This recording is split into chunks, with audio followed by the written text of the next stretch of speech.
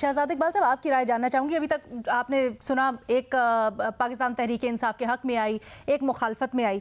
आप क्या समझते हैं किस तरह से टर्न आउट कर सकती है ये, और ख़ास तौर पे क्या खान साहब उन ख़ास ताकतवर हलकों को मुतवज्जे कर सकेंगे जिनसे मुतल्लिक वो इतनी देर से कहते आए हैं और उनकी अटेंशन हासिल करने के लिए वो सब कुछ करते आए हैं? बहुत शुक्रिया अलीना। पीटीआई के नए सदर परवेज इलाही साहब या सदर बन जाएंगे, जो भी स्टेटस है उनका इस वक्त, उन्होंने जब वो मनाजिर देखे होंगे, वो पिक्चर देखी होगी कि एक प्रिजन वैन है, उसमें शाह महमूद कुरैशी भी हैं, उसमें असद उमर भी हैं। अगर इनको वाकई जेल लेके जाते हैं, 1-2 साल तक अंदर रहते हैं, तो मुझे बड़ा फायदा होगा। मतलब मुझे लगता है परवेज इलाही साहब शायद ये सोच रहे हो,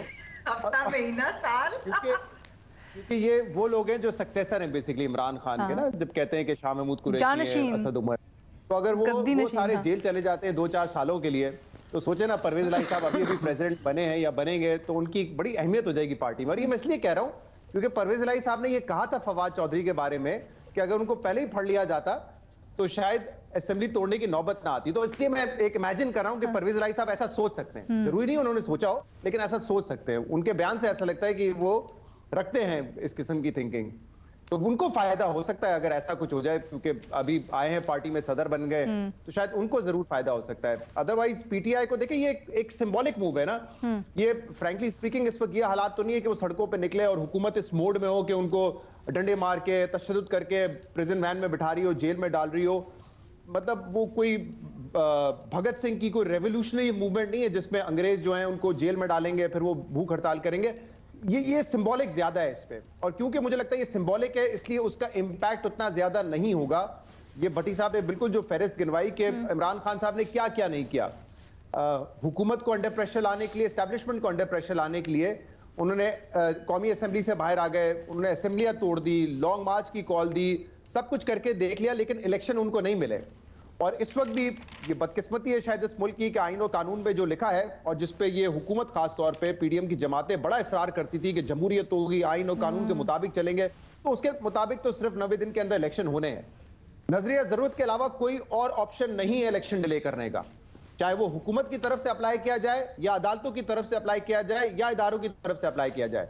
नजरिया जरूरत अप्लाई होगा तो इलेक्शन डिले होंगे, और बदकिस्मती से हम उसी तरफ जा रहे हैं।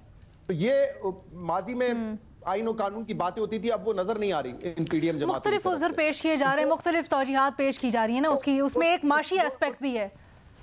वो माशी एस्पेक्ट को सामने रखते हुए, सेंसस के एस्पेक्ट को सामने रखते हुए, 2 असेंबलियों में अभी इंतखाबात हो जाए, बाद में 2 असेंबलियों में इंतखाबात हो, वो सारी चीजों को मैं मद्देनजर रखते हुए कहता हूं किसी आर्गुमेंट में जान नहीं है। इसलिए अगर इलेक्शन डिले हुए तो नजरिया जरूरत के तहत होंगे और कोई ऑप्शन नहीं है। तो अगर वही हम अडॉप्ट करना चाहते हैं दोबारा तरीकाकार तो करें।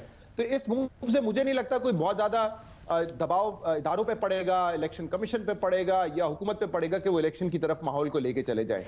अब ये इलेक्शन का जो मामला है वो मेरे ख्याल से जो आला अदालतें हैं उन्हीं के पास जाएगा, और उन्हीं के ऑर्डर से ही होगा कि जो प्रेसिडेंट ऑफ पाकिस्तान ने अपडेट दिए उसके मुताबिक इलेक्शन होने या किसी और तरीके से होने। अच्छा, वैसे शहजाद इसकी टाइमिंग भी बड़ी इंटरेस्टिंग है। क्या आपको लगता है कि खान साहब को लगता है कि अब तो बस किसी भी तरह बेशक अदालत में मामला चला जाएगा और वहां से इलेक्शंस की तारीख मिलनी है, पास आ गई है, इसलिए उन्होंने क्रेडिट लेने के लिए इस वक्त इस तहरीक का ऐलान किया, and this can actually turn out in favour of Pakistan Tehreek Insaf की इस तहरीक नहीं, मुझे आई डोंट थिंक सो। ये है ये जो जेल भरो तहरीक का, तो वो पिछले 10-12 दिन से बात कर रहे थे, और प्रेसिडेंट ने जो डेट का ऐलान किया वो उसके बाद किया। मेरे ख्याल से अब तो देखें अदालत ने ये फैसला करना है कि प्रेसिडेंट के पास ये पावर्स है या नहीं है। अगर पावर्स है तो फिर इलेक्शन कमीशन ऑफ पाकिस्तान को स्केड्यूल देना पड़ेगा इलेक्शन का, इलेक्शन उसके मुताबिक होंगे। अच्छा, आज इस दिन में अटॉर्नी जनरल की भी बड़ी अहम गुफ्तगू सामने आई है, उसको भी हम आगे जाके डिस्कशन का हिस्सा बनाएंगे।